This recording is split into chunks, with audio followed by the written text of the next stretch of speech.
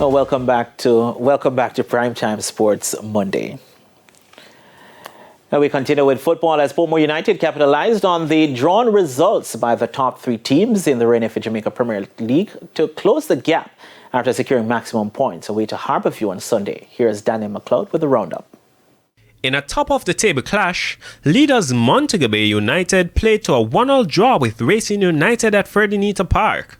Mobay, who were hunting their fourth win on the trot, went ahead through Dwight Merrick in the 39th minute. However, Tajay Grant secured a point for Racing with this 43rd minute finish. Mobay are now on 46 points, 7 clear of Racing, who have 39. We just get caught napping immediately on the kickoff. I mean, and that's why it's important that you have to concentrate right through.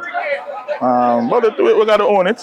It's our mistake. They got a PK and then came back in the game. So credit must be given to them. The players are working. The youngsters are really working hard. But definitely, you know, if you don't have a football number 9, a genuine number 9 who can get goals and score goals for us, then it's going to be a problem.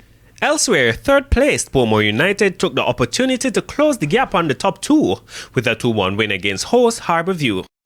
Javier Brown and Peter McGregor scored for Portmore United.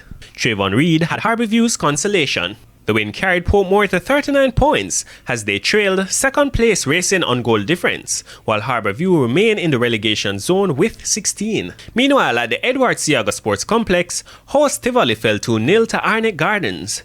Veteran Fabian Reed scored both goals for the Junglists in the 41st and 76th minutes to leave 6th place Arnett 1 spot and 1 point ahead of Tivoli, who are 7th on 28 points. And that is somewhere where we want to be.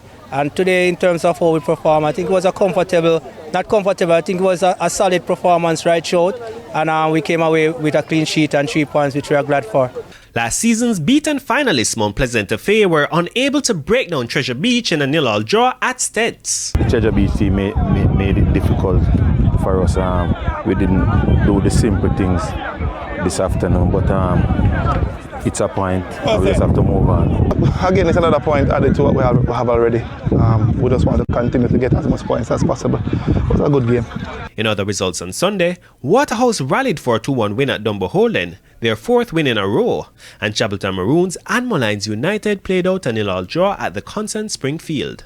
Daniel McLeod reporting for TVJ Sports.